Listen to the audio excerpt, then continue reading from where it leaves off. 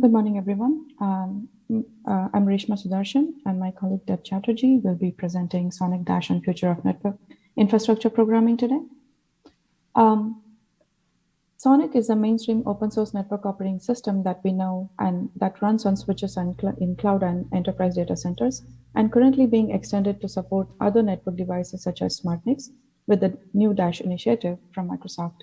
The packet transformations that we expect to happen within each device in the network from edge to cloud, Sonic with Dash extensions is capable of managing both the software and hardware components in these devices. Dash itself aims to curate the inner workings of the edge device, accurately defining the pipeline to realize the cloud service scenarios and with the goal to optimize stateful connections performance.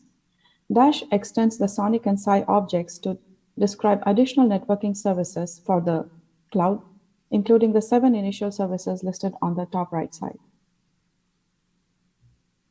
The use case currently under discussion in Dash community as a starting point to Dash design is VNet to VNet. This involves overlay features like connection tracking to be supported in the Dash device. Reason for the focus on VNet is that the current implementations for this use case involve every first packet of the flow go to CPU, where the software decides to do certain packet transformations based on the stateful ICL results, and it then creates this flow and offloads it to hardware. SmartNIC hardware is not needed to just offload the constructed flow, but it can handle the rule processing of the first packet to construct the flow entry in the hardware itself. SmartNIC hardware, like the Intel IPU, can achieve multiple millions of connections per second, which is possible with the add-on MIST feature that allows this in the IPU. Connection tracking is a feature in data plane used to keep track of individual flows and allows for stateful operations on the flows. It helps with optimal management of large number of flows, but with high CPS performance as it is done in hardware. The flow cache in the IPU utilizes the P4 construct add-on MIS and now becomes a stateful connection table where there is per entry state tracking, and these flows are time-based. When the flow is added to the stateful table, it is allowed for certain duration. And we do other checks based on flow state. Example, if a SYN packet is arrived after a connection is established, then that SYN packet is dropped and control plane is informed. Or if there's a sequence number incongruity, we identify the malicious attack and use it as a vector in further processing. We implement the sequence number-based tracking for early flow termination during FIN-FINAC stage, for example, to optimally manage the flow cache. In Dash community, we see standardizing programming methods for vendors with similar functionality as critical to future of cloud infrastructure, and this is achieved via the Dash APIs. At Intel, we have implemented the Dash APIs on top of IPDK programming layers, and we have created the IPU libsci. My colleague Deb will be discussing the IPDK shortly.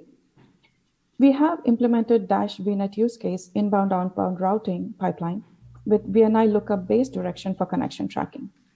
SDN policy tables with ENI lookup and routing with CAPA mapping to enable Dash support in IPU, all with the new IPU libsci layer and a new Dash P4 to program the IPU hardware. While the goal of Dash is to standardize methods to program hardware throughout the cloud infrastructure, we also want to unify switch and IPU management with a single management interface using Sonic. At Intel, we have brought up Sonic on IPU compute complex and with Debian, and we have all the Sonic containers running integrated with the new IPU libsci for Dash. In data center, service endpoints are spread across the network and for a given service. Hence, we need to have SDN control where the services to determine where the services can run and inform the nodes in the data center as to what the options are for the possible backends. This is the reason to implement the Dash container for SDN management in Sonic that Microsoft is working on. At Intel, we have used regular Sonic for our bring up on IPU, and once the Dash Sonic is available, we will switch to Dash version. We also have robust high availability solution for where bulk sync of flows is implemented in Sonic, while the IPU will implement the data path sync and heartbeat, etc. We also are almost done. We are almost at the end of the HA design in the Dash community. I will hand over to Deb.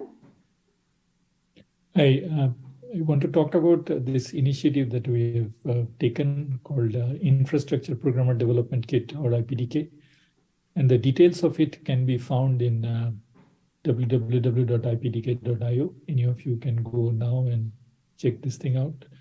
The realization that we needed something like this came from both a little bit of bottoms up as well as a top down thinking, in the sense that we have different types of IPU targets. We have very highly programmable switches.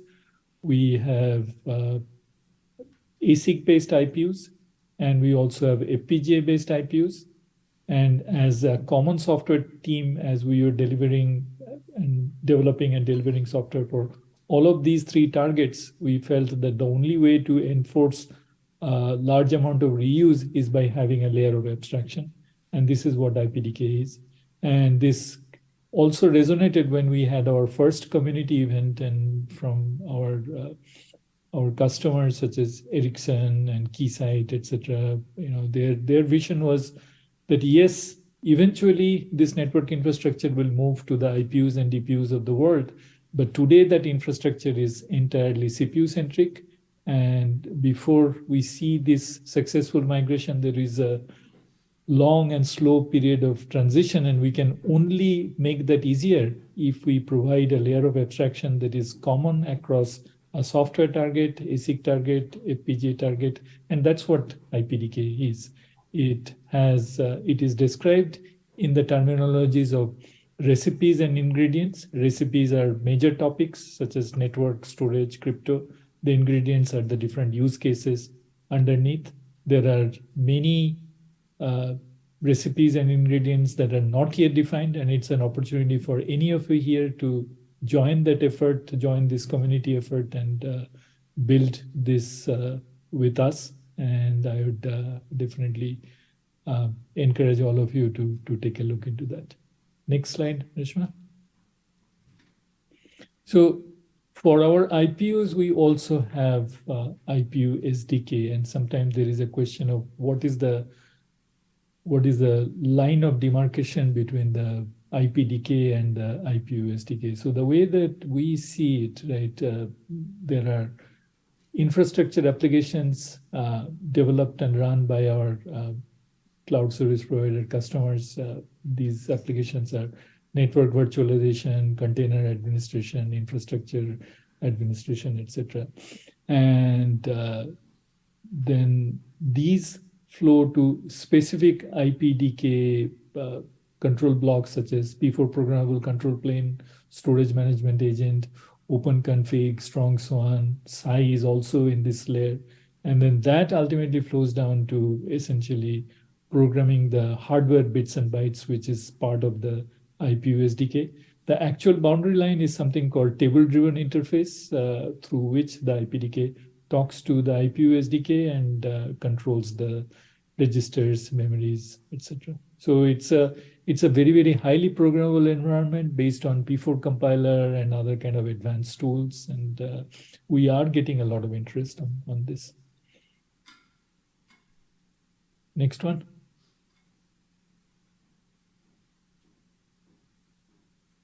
All right. So Reshma, it is back to you. Dash, thank you, Deb. Dash talk is not complete until we discuss the newest device, the Smart Switch. Smart Switch is a more complex device as compared to an appliance, which has around 8 SmartNIC Intel IPUs plus switch ASIC and general purpose CPU. It assumes the role of switch and offloads the server functionality via the IPU. It allows to keep the existing server infrastructure in data center and augment it with high density flow tables handled optimally by the IPUs. With the combination of functionality coming from the network NPU like RDMA, as well as NIC IPU functionalities like large-scale flow connection tracking, if both these devices, NIC and switch, are P4 programmable, we do have a very good way of creating this complex device, which is Smart Switch. Talking about the future use cases, 5G use case has the need for smart NICs today, but in lower density. And with smart switch, we can do a lot more traffic processing. Offloads can be more intelligent. Switch can do more offloads in like IP and IP. Regular microflows can happen in the IPU and disaggregated by the switch and aggregated by the switch ASIC. Other options could also include express route and hypercovered infrastructure. In general, not logged into one function, but ability to repurpose as network evolves, as the load changes. Ability to implement different functions in the same device is what we are looking at when we look at smart switch. Thank you very much. Any questions?